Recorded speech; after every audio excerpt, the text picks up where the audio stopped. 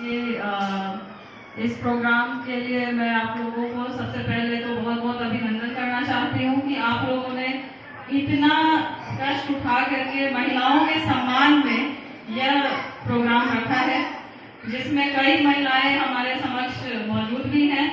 मैं श्रीमती रेणुका सिंह जी को बहुत बहुत धन्यवाद और आभार इनका प्रकट करना चाहती हूँ कि इन्होंने हमें इस लायक समझा कि इस मंच पे बुलाया और आप लोगों को प्रेरणा देने की चंद बातें बोलने की इजाजत दी। इसके अलावा मंच पे अधीन सभी अतिथिगणों को मेरा शत नमन। मैं डॉक्टर मीनाक्षी सिंह, मीनाक्षी नेत्रालय आई एवं दंत अस्पताल की आयोजिका संचालिका हूँ। इसके अलावा हमारे 2 आंख के अस्पताल और भी हैं यहाँ रांची में, जिसका नाम गरुड़ाई हॉस्पिटल है और दिव्यम आई हॉस्पिटल है। पहले के समय में वासन था, उसको हमने टेक ओवर किया है। उसके अलावा अगर आप जाने तो मैं थोड़ा औद्योगिकरण में भी अभी घुस चुकी हूँ और नंदिनी गिर फार्म्स करके एक गिर गायों का समूह है, जिसमें हम लोग गिर गायों को रखते हैं और उनका दूध घी वगैरह सप्लाई करते हैं पूरे रांची में। इसके अलावा ऑर्गेनिक बास्केट एक हमने चेन ऑफ ऑर्गेनिक प्रोडक्ट्स का आउटलेट भी स्टार्ट किया है, जिसमें जो भी ऑर्गेनिक प्रोडक्ट्स हमारे उगते हैं उसको हम लोग उस ऑर्गेनिक बास्केट तक पहुंचाते हैं और आप सभी तक पहुंचाने का प्रयास कर रहे हैं। और जल्दी ही ऑर्गेनिक बास्केट जो है रिलायंस सिग्नेचर स्टोर्स के साथ भी आने वाला है। तो ये था मेरा अपना परिचय। पर आज यह मंच जो मुझे मिला है, यह महिलाओं के सशक्तिकरण के बारे में कुछ चंद बातें करने के लिए मिली है। तो मैं ये आपसे कहना चाहती हूँ कि अगर एक महिला अपने घर को संचालित कर सकती है, बड़ा उलझा हुआ सा माहौल रहता है एक घर का, हर एक व्यक्ति का एक अलग डिमांड होता है, एक अलग सोच होता है, बुजुर्ग से लेकर बच्चों तक जब हम लोग मैनेज कर सकते हैं तो एक देश क्यों नहीं, एक स्टेट क्यों नहीं। हम लोग हर एक जगह अगर सच पूछिए तो अपनी क्षमता को अगर हम लोग अच्छे से प्रदर्शित करें तो कुछ भी संचालित करना एक महिला से दूर नहीं है। आज इस मंच पे मुझे लगता है कि सिर्फ 3 ही महिला हैं जो सम्मानजनित 3 या 4 महिलाएं थी और बाकी सारे पुरुष थे। अगर इस मंच पे हर एक सीट एक महिला से भरी होती तो मुझे बड़ा गर्व होता, मुझे बड़ा गर्व होता।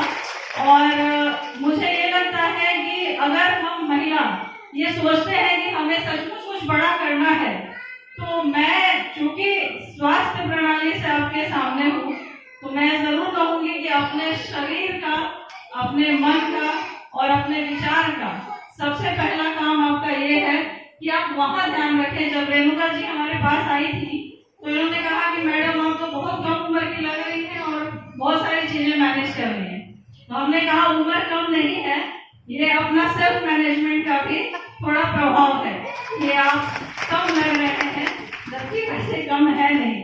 तो हमने इनसे ये बताया कि जब आप सुबह उठें तो जरूर 1 घंटा आप अपने शरीर, अपने मन और अपने स्पिरिट यानी अपनी आत्मा के लिए जरूर दें। अगर आप ये नहीं कर रही तो आप बड़े काम नहीं कर सकते। आपको भय होगा, आपके शरीर में तकलीफ होगा, आपको स्ट्रेस की बीमारी होने लगेगी। जब लोग आपको रोकेंगे तो आपके पास कुछ क्षमता नहीं रहेगी कि मैं उनसे लड़ सकूं, क्योंकि आपका मन ही आपके काबू में नहीं है। जब तक आप सुबह उठ करके 1 घंटा अपने लिए समय नहीं निकालेंगी और आपको लगेगा कि भाई हमारे यहाँ मेरे खुद ही शरीर में अब एक टाइम के बाद डायबिटीज हो रहा है, ओबेसिटी हो रही है और भी तरह तरह की बीमारियां हो रही हैं, तो मैं कैसे अपने परिवार का ध्यान रखूं और कैसे अपने बुजुर्गों का ध्यान रखूं। तो हमारा सबसे पहला कर्तव्य है कि अपने बारे में पहले सोचिए कि कैसे मुझे खुद को सुधारना है। और दूसरा जो पहलू है महिलाओं का, कि आपके घर से ही एक महिला की सशक्तिकरण शुरू हो जाती है। अगर आज मैं यहाँ खड़ी होकर के आपसे बात कर रही हूँ, अपने विचार रख पा रही हूँ, तो उसके पहले भी एक महिला का हाथ था जो मेरी माँ थी। उन्होंने हमेशा सोचा कि आप आगे बढ़ने चाहिए। जब मैं 10वीं में थी उन्होंने मुझे गाड़ी दे दी और तुम्हें गाड़ी चलाना एक पुरुष के बराबर आना चाहिए। तो आखिर हमें उस तरह का सपोर्ट मिला, बैकअप मिला अपनी मदर के थ्रू, पिता के थ्रू नहीं। उन्होंने हमेशा हमें सपोर्ट किया कि नहीं आप आगे आइए, आप काम करिए। तो इसी तरह अगर हमारे घर में भी दो बच्चे हैं, अगर एक महिला है और एक पुरुष है, आपके घर में एक लड़का है एक लड़की है, तो कभी भी लड़की को कम मत समझिए, उसको उनसे ज्यादा सम्मान और आदर और प्रेम पूर्वक रखिए। आप देखिएगा कि एक समय आपकी वो लड़की लड़के से कहीं ऊपर चली जाएगी। और इतना ही कहते हुए मैं अपने विचारों को यहाँ विराम देती हूँ क्योंकि समय बहुत ही कम है। और सभी को मैं इस मंच पे आए हुए और जो भी दर्शक हैं उन सभी को बहुत बहुत धन्यवाद कहना चाहती हूँ। और रेणुका जी को भी बहुत बहुत धन्यवाद कहना चाहती हूँ कि उन्होंने इतना बढ़िया मंच दिया महिलाओं के लिए। और सबसे अच्छी बात है कि इस बार झारखंड में 12 विधायक महिलाएं हैं, उसके लिए भी एक्सपर्ट आप कर रहे हैं। और आपकी जो कल्पना सुनेंगी है वो हमारी पेशेंट भी रही है, पिछले 10 सालों से मैं इनसे जुड़ी हुई भी हूँ।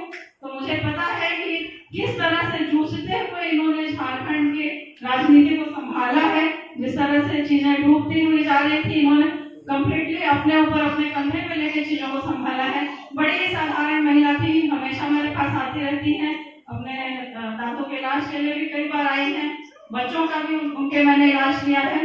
तो मुझे ये पता है कि कितनी साधारण कितनी सिंपल महिला थी, लेकिन जब उनके जीवन में ये दुर्घटना घटी, उन्होंने चीजों को जिस तरह से बैकअप दिया, जिस तरह से सपोर्ट किया, पूरे पार्टी को जिस तरह से